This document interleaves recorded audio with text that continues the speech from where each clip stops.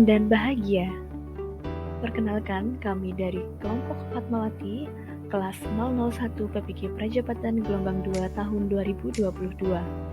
Kelompok kami membuat proyek berjudul Pelatihan Pemanfaatan Pakaian Bekas untuk Pembuatan Pot Tanaman bagi Karang Taruna.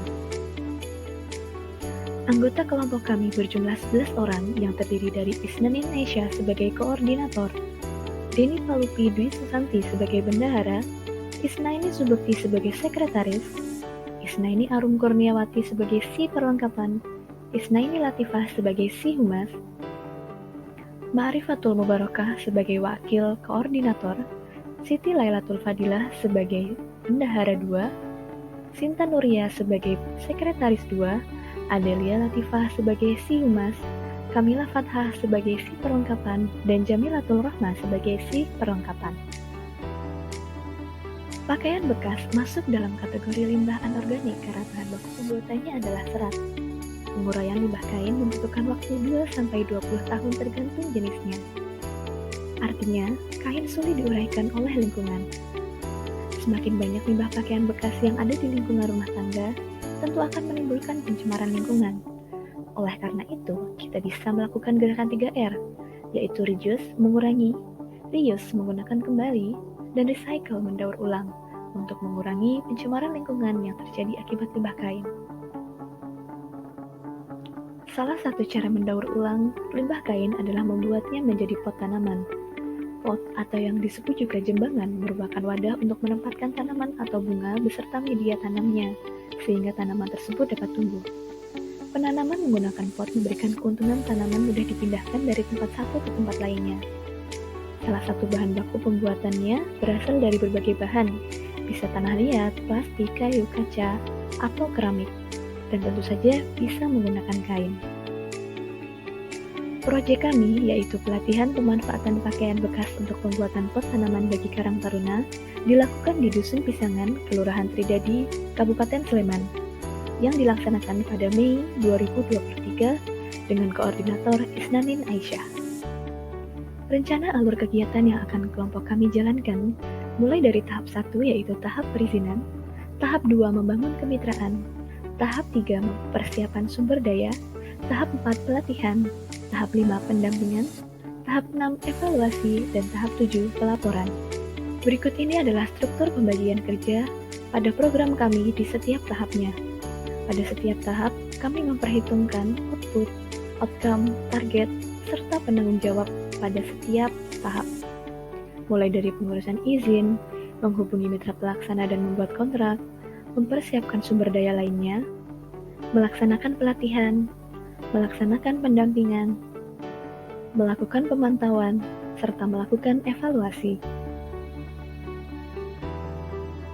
Pelatihan pemanfaatan pakaian bekas untuk pembuatan pot tanaman bagi Karang Taruna direncanakan 1 kali pelatihan pada bulan Mei dengan Isnanin Aisyah sebagai koordinator pelatih. Perencanaan anggaran kegiatan kami dengan detail seperti yang tertera memperlihatkan total anggaran sejumlah Rp515.000.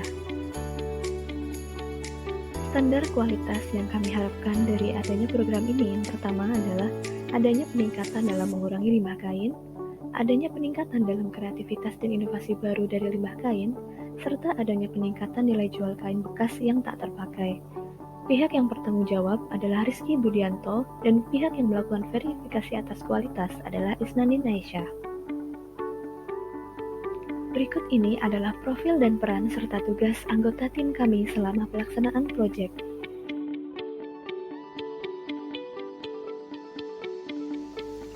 Mitra pelaksana proyek kami adalah Rizky Budianto sebagai koordinator Karang Taruna dengan anggota kurang lebih 20 orang. Setiap anggota memiliki tugas mengikuti kegiatan pelatihan dengan baik hingga selesai. Alokasi sumber daya yang diberikan yaitu Rp200.000. Kontrak pelaksana tugas yang disusun untuk mitra adalah sebagai berikut. Jalur komunikasi selama pelaksanaan proyek yaitu anggota tim melaporkan kepada koordinator tim melalui WhatsApp Group dan melaksanakan pertemuan secara langsung setiap 3 kali seminggu. Koordinator tim melaporkan kepada koordinator Karang Taruna melalui WhatsApp Group maupun sesekali bertemu setiap 1 kali seminggu. Koordinator Karang Taruna melaporkan kepada koordinator tim melalui WhatsApp Group dan sesekali melaksanakan pertemuan secara langsung setiap 1 kali seminggu. Humas melapor kepada narasumber melalui WhatsApp setiap 2 minggu sekali. Anggota Karang Taruna melaporkan kepada koordinator Karang Taruna pada pertemuan langsung di Balai Desa setiap 1 kali seminggu. Dan yang terakhir, anggota tim dan koordinator lapor kepada dosen melalui WhatsApp Group dan melakukan pertemuan secara langsung setiap 1 kali seminggu. Rencana komunikasi setelah pelaksanaan proyek. Pihak yang dikomunikasikan yaitu Kepala Dusun, Karang Taruna, dan kampus. Tujuan komunikasinya adalah mendapatkan kepercayaan dari Kadus dan Karang Taruna serta kampus karena telah berhasil melaksanakan proyek yang bermanfaat bagi mereka dan warga.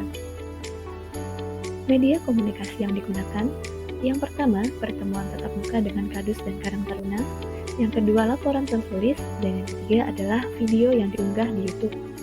Konten atau isi komunikasi yang penting dikomunikasikan pada masing-masing media, yaitu tujuan proyek, proses pelaksanaan proyek dari awal hingga akhir, foto-foto kegiatan, serta hasil evaluasi dan manfaat pelaksanaan proyek.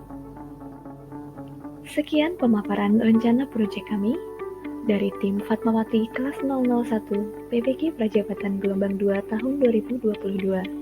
Terima kasih, salam dan bahagia.